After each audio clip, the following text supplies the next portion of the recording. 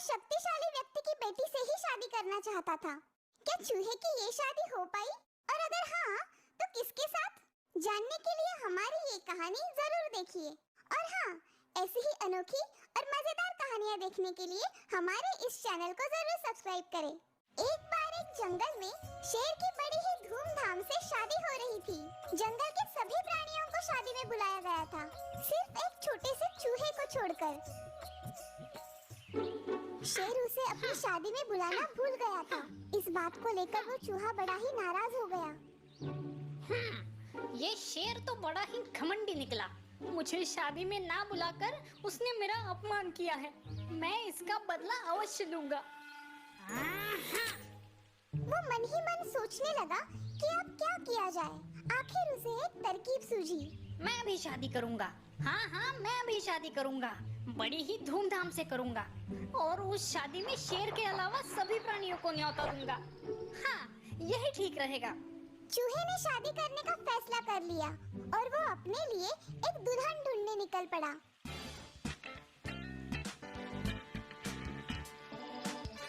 हाँ, शादी तो कर लूं, मगर किसके साथ? मैं किसी ऐरे गैरे से शादी नहीं करने वाला।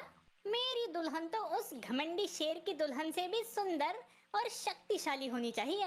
दुल्हन की खोज को लेकर चूहा चिंतित हो गया। वो सोच रहा था कि भला इतनी सुंदर और शक्तिशाली दुल्हन उसे कहाँ मिलेगी। ये सोचते सोचते वो चल ही रहा था कि उसकी नजर आसमान की तरफ गई।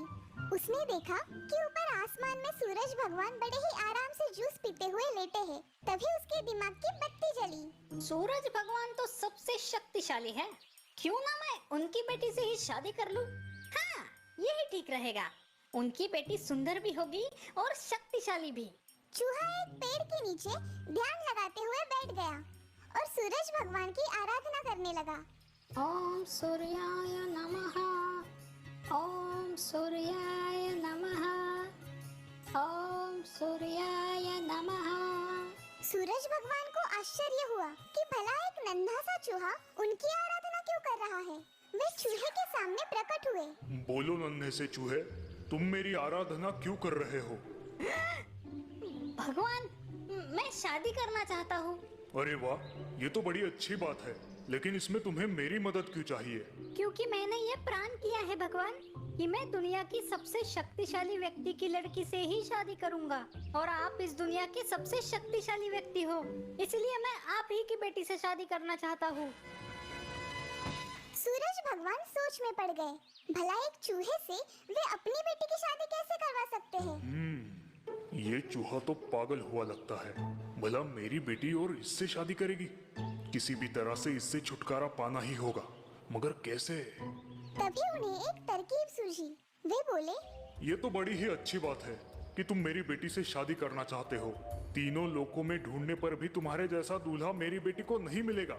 सूरज की ये बात सुनकर चूहा मन ही मन बड़ा खुश हुआ। उसके मन में शादी की शहनाइयां बजने लगी।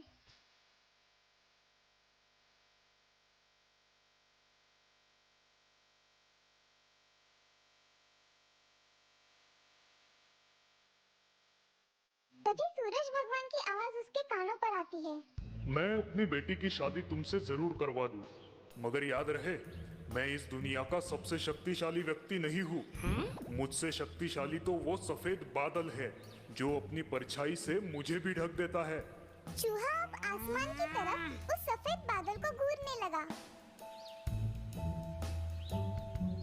क्या कहा? आपसे शक्तिशाली वो सफेद बादल है? तो मैं उसी की बेटी से शादी करूंगा।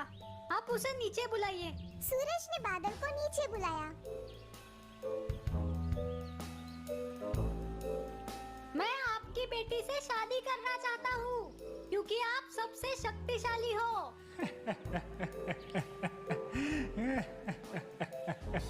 चूहे को गुस्सा आया। वो बोला, इसमें हंसने की क्या बात है? क्या ये रिश्ता आपको पसंद नहीं? अरे नहीं, ऐसी बात नहीं है।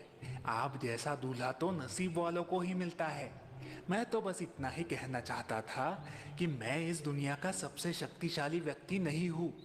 मुझसे शक्तिशाली तो ये हवा का झोंका है जो अपनी एक फूंक से मुझे कोसों मैल भगा सकता है। अच्छा, ये बात है। तो फिर मैं हवा की बेटी से शादी करना चाहता हूँ। आप कृपया उसे यहाँ बुलाइए। फिर हवा को वहाँ पे बुलाया गया। हवा के सामने भी चूहे ने अपनी शादी का प्रस्ताव रखा। हवा ने मुस्कुराते हुए जवाब दिया, ये तो मेरा अहोभाग्य होगा, लेकिन महाशय, मैं इस दुनिया का सबसे शक्तिशाली व्यक्ति नहीं हूँ। मुझसे शक्तिशाली तो पर्वत है जो मेरा रास्ता रोक सकता है। आप उसी की बेटी से शादी कर लीजिए। चूहे को ये बात पसंद आई। उसके कहने पर पर्वत को भी वहाँ बुलाया गया। मैं आपकी बेटी से शादी करना चाहता हूँ। क्या आपको कोई एतराज है? अरे नहीं नहीं, भला मुझे क्यों एतराज होगा। पर आपको बता दूं, मैं सबसे शक्तिशाली नहीं हूँ। क्या बात कर रहे हैं? तो फिर आपसे भी शक्तिशाली और कोई है? हाँ है। मेरे पर्वत के शिखर पर एक मोटा सा काला चूहा रहता है। वो इतना शक्तिशाली है कि मुझे भी अपने दांतों से कुरेद सकता है। उसने मुझे कुरेद कर मेरे पेट में एक बड़ा सा सुरंग बना दिया है और अपने परिवार के साथ वो वहाँ रहता है। आपको उसी के बेटी के साथ शादी कर लेनी चाहिए, क्योंकि वो मुझसे भी शक्तिशाली है। अगर ऐसा है तो फौरन मुझे उस मोटे चूहे के पास ले चलो।